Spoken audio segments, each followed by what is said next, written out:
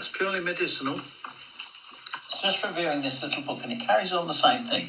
Happiness. How can we find it? Nice little book, isn't it? So, just to read the introducing words here. Is a happy life really possible?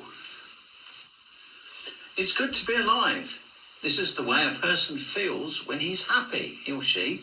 But if we are realistic, we know that life is not always that way. There are problems. These may be so many and weighty that real happiness seems just like a dream. Need it to be. Now, this book is trying to say that we can get ready for a better future by things we do now. You see, what you do today, many people have New Year's resolutions, don't they? Or cut down on the calories, etc. If we're able to keep some of these plans, then it affects our life, doesn't it? It can make life better for us in the future. And this is what it says here.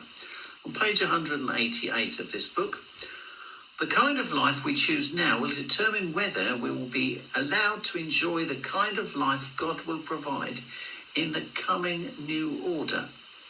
That's not the one described by politicians, human governments. That's the kind of new order or new world that Jesus promised when he said to pray for his kingdom to come on earth. So Jesus will be the king and ruling then. He says it's easy to think first of the many physical blessings of a restored paradise.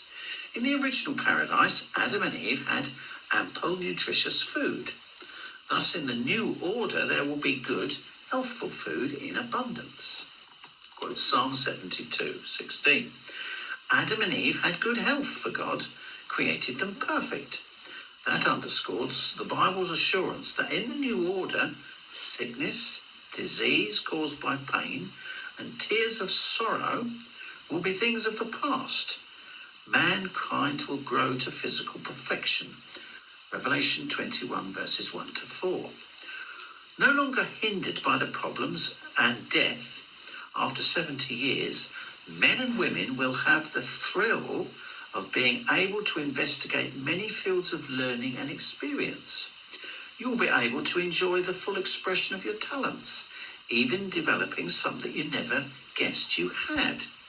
Cooking, home building, cabinet making, decorating, gardening, playing musical instruments, tailoring, studying the vast fields of knowledge.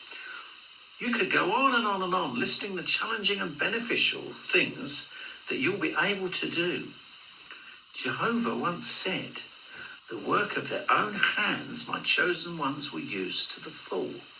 That's Isaiah 65:22. Also, the Bible says that in the Garden of Eden, the diet of the animals was vegetation. Hence, you can look forward to God's arranging matters so that the animals will no longer be ferocious and dangerous. They will be at peace with one another and with humans. It'd be nice to be able to let your children wander out and not be at danger from wild animals. And be the same with humans, of course. We don't want people behaving like wild animals. They must love one another, so your children will be safe amongst their neighbours, your neighbours. And that's what we want, don't we? Security. They will enjoy companionship to the full. The Bible does not begin to describe in detail all the blessings that we will have in the new world. But God blesses us. He says, "You are opening your hand and satisfying the desire of every living thing." That's Psalm 145:16.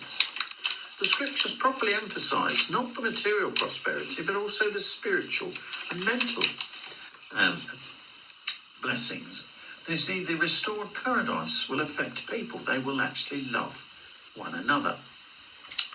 We can appreciate, even if we had good health, a fine home, and abundant food, we would not truly be contented if we were surrounded by conflict, tension, jealousy and wrath, or anger, like we get in society today. You see, you can lock yourself away, but the world outside is still there, isn't it? However, the person God permits to live in the coming paradise will be those who have conscientiously worked at overcoming such human failings, They will form a worldwide family of Christians who cultivate the fruits of God's Spirit, including love, peace, kindness, self-control and patience. That's Galatians chapter 5, 19 to 23. They will sincerely strive to have personalities that harmonise with God's own personality and that of his Son, Jesus Christ. And that's Ephesians chapter 4, verses 22 to 24.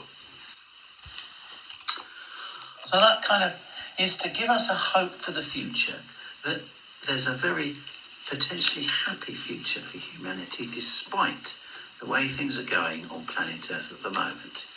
And that's why this book was produced, and I remember taking it to people's houses and showing them that they can find happiness. Thank you again for watching. Have a nice 2000.